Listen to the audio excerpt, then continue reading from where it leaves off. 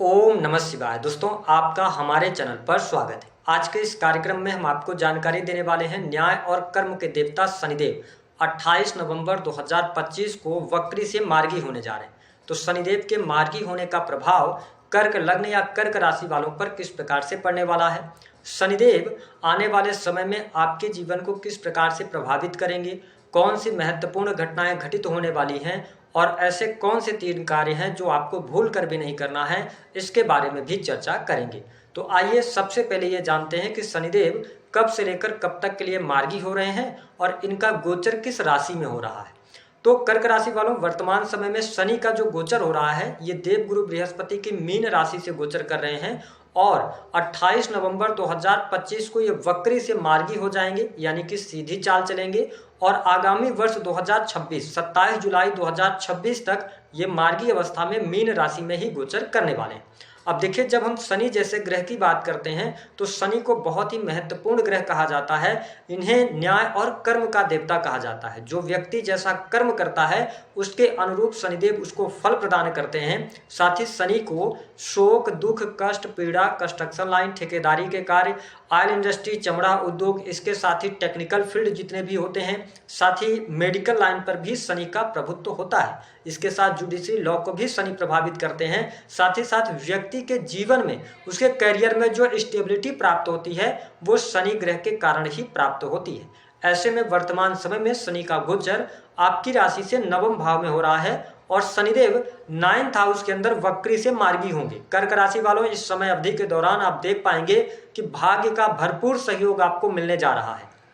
आप अपने अंदर नई ऊर्जा महसूस करेंगे, आत्मविश्वास में आपके वृद्धि होगी और कहते हैं कि जब भाग्य व्यक्ति का साथ देने लगता है तो वैसे भी आपके काम बनने लगते हैं और जब काम बनता है तो आपके आत्मविश्वास में भी वृद्धि होती है। साथ ही पिता के साथ अगर संबंध खराब चल रहे थे तो संबंधों में काफी हद तक सुधार देखने को मिलेगा। जो लोग जुडिशरी से, लॉ के फील्ड से जुड़े हुए हैं अथवा हायर एजुकेशन दे रहे हैं या जो लोग हायर एजुकेशन ले रहे हैं उनके लिए भी समय काफी अनुकूल इस समय अवधि के दौरान बना रहने वाला है। जो लोग रिसर्च से जुड़े हुए काम करते हैं, क्योंकि शनि की जब हम बात करते हैं तो आपके ये 7th और 8th के लॉर्ड होकर 9th हाउस से गोचर कर रहे हैं। तो जो लोग अकाल, एस्ट्रोलॉजी, ज्योतिष, तंत्र मंत्र, धर्म के कार्यों से जुड़े हैं, इसके ठीक साथ साथ अगर देखा जाए तो आपका इनकम टैक्स डिपार्टमेंट से जुड़ा हुआ काम है या डाटा एनालिसिस के कार्य वगैरह हैं, आईटी इंडस्ट्री के अंदर आप काम कर रहे हैं, भाग्य आपका 7वें आसमान पर रहेगा। चीजें बहुत अच्छी होंगी और आप अब देख पाएंगे कि कर्क राशि वालों बहुत ज्यादा क्लियर होंगे। आप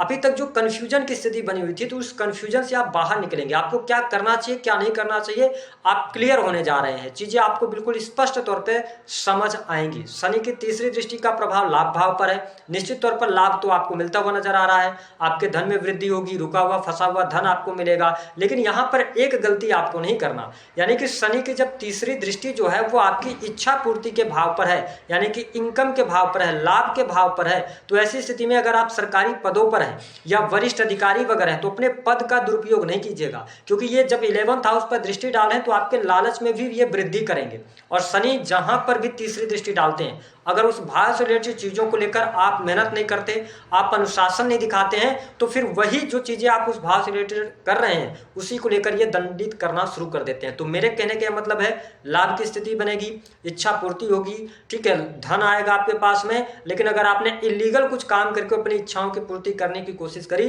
तो फिर उसका खामियाजा आने वाले टाइम पे आपको भुगतना पड़ जाएगा। बड़े भाई बहनों के साथ थोड़े से संबंधों में उतार चढ़ाव की स्थिति देखने को मिलेगी, लेकिन समाज के अंदर मान सम्मान प्रतिष्ठा भी आपकी बढ़ेगी।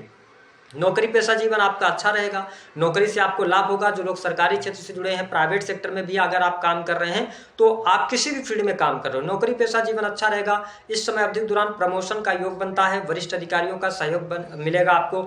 थोड़ा सा अपने थॉट पर बिलीव जरूर कीजिएगा, क्योंकि कई बार ऐसी सिचुएशन आएगी कर्क राशि वालों, क्योंकि आपके राशि के जो स्वामी बनते हैं ना वो चंद्र ग्रह बनते हैं। तो आप कई बार बहुत ज्यादा भावुक होकर निर्णय लेते हैं या असमंजस की स्थिति में फंसते हैं। तो यहां पर मैंने कहा कि शनि जब मार्गी हो रहे हैं तो थॉट प्रोसेस आपकी अच्छी करेंगे, लेकिन आपको अपने थॉट पर कायम रहना है, बार बार अपने आप को चेंज नहीं करना है। शनि की जो 7वीं दृष्टि का प्रभाव है ये कन्या राशि को देख रहे हैं, यानी कि 3rd हाउस के अंदर इनकी दृष्टि रहेगी। हालांकि काम धंधा आपके लिए अच्छा है, नौकरी पेशा जीवन अच्छा है, ठीक है, सरकारी क्षेत्र अच्छा है, वरिष्ठ अधिकारियों का सहयोग मिलेगा। लेकिन जो लोग sales, media, marketing, creative field से जुड़े हुए हैं उनको मेहनत करनी पड़ेगी। मेहनत के आधार पर ही आपको सफलता प्राप्त होगी। टूर एंड ट्रेवल के कार्य हो गए, तो इन सभी चीज़ों में आपको लाभ मिलेगा। लेकिन स्वास्थ्य के दृष्टिकोण से अगर देखा जाए तो आपको कंधों की तकलीफ, अगर आप 30+ हैं तो आपको हड्डियों की तकलीफ यहाँ पर परेशान करने वाली होगी। तो अपने स्वास्थ्य को लेकर थोड़ा सा आप सचेत जरूर रहिएगा। ओवरऑल अगर देखा जाए तो आपके लिए स्थितियां बहुत बढ़िया हैं। सुख साधन आपके बढ़ेंगे। भूमि, भवन, वाहन से संबंधित यदि आप कार्य करना चाहते हैं अच्छा रहेगा। आपके घर परिवार की स्थिति बेहतर रहने वाली है। माता पिता का सहयोग और समर्थन भी आपके साथ बना रहेगा। अगर आप कोई संपत्ति क्रय करना चाहते हैं उसके लिए भी अनुकूल समय है। और लंबे समय से यदि आप कोई किसी संपत्ति का विक्रय करना चाह रहे थे, आपको उचित मूल्य नहीं मिल रहा था, तो इस समय अवधि के दौरान आपको बहुत अच्छे बेनिफिट मिलेंगे। आपके घर परिवार में खुशहाली का माहौल भी रहने वाला है। माता पिता का सहयोग आपके साथ में बना रहेगा। ओवरऑल अगर देखा जाए तो संतान की स्थिति भी कर्क लग्न अथवा कर्क राशि वालों के लिए अच्छा है। जो लोग बिजनेस व्यापार कर रहे हैं उनके लिए भी बहुत अच्छा समय रहने वाला है। काम धंधे में आपके बरकत होती नजर आएगी। अगर आप पहले से कोई बिजनेस व्यापार कर रहे हैं तो आपको लाभ मिलेगा। और अगर आपने ये मन बना रखा था कि आपको किसी नए कार्य व्यवसाय की शुरुआत करना चाहिए, बिल्कुल आप कर सकते हैं। उससे भी आपको बहुत अच्छे बेनिफिट मिलेंगे। कार्य आपके अग्रसर होंगे। लेकिन कोशिश ये कीजिएगा कि जब आप नए कार्य व्यवसाय की शुरुआत करना चाहते हैं तो 2026 में कीजिएगा। इस समय अवधि के दौरान कोई बड़ी डील आपके हाथ में लग सकती है। जो लोग पहले से बिजनेस व्यापार कर रहे हैं या कस्टमर को सर्विसेज प्रोवाइड कराते हैं, क्लाइंट जो है आपके, उनको आप सॉल्यूशंस प्रोवाइड कराते हैं, तो यह समय आपके लिए अप्रत्याशित रहने वाला है। आपको बहुत अच्छे बेनिफिट मिलेंगे। आपके रुके हुए कार्य भी बनते नजर आएंगे। वही जो लोग बैंक से लोन वगैरह लेना चाहते हैं, अगर आप कर्क लग्न या कर्क राशि के हैं, आप लोन लेना चाहते हैं, आप बिजनेस व्यापार के लिए लोन लेना चाहते हैं, तो आसानी से लोन आपको यहाँ पर मिलता हुआ नजर आएगा। शत्रु संबंधित समस्याएं भी आपकी काफी हद तक यहाँ पर डाइल्यूट होती नजर आएंगी।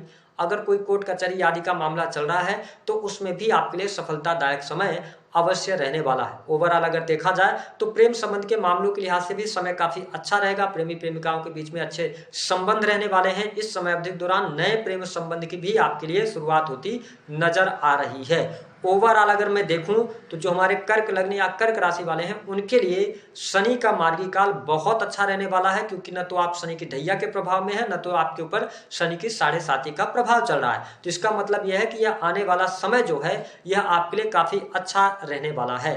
अब बात कर लेते हैं 3 ऐसे कौन से कार्य हैं जिनको आपको भूलकर भी नहीं करना है। पहली बात, ये कर्क लग्न या कर्क राशि के आप हैं, शनि कहां पे से गोचर कर रहे हैं, आपके 9th हाउस से गोचर कर रहे हैं। तो इसका मतलब ये रहेगा कि बहुत ज्यादा आपको पूजा पाठ में इन्वॉल्व नहीं होना है। ठीक है, आप पूजा पाठ करिए, अपने इष्ट को मानिए, लेकिन 5-10 मिनट पूजा पाठ करने के बाद अपने कर्मों पर आपको ध्यान देना पड़ेगा। आप जितना ज्यादा कर्म करेंगे ना उतना बेहतर आपको रिजल्ट मिलेगा। मैं ये नहीं कर रहा हूं कि बिल्कुल आप पूजा पाठ बंद कर दीजिएगा। अगर आप ऐसा करते हैं तो फिर शनि आपको रिजल्ट नहीं देंगे। ठीक है, ये ध्यान रखिएगा।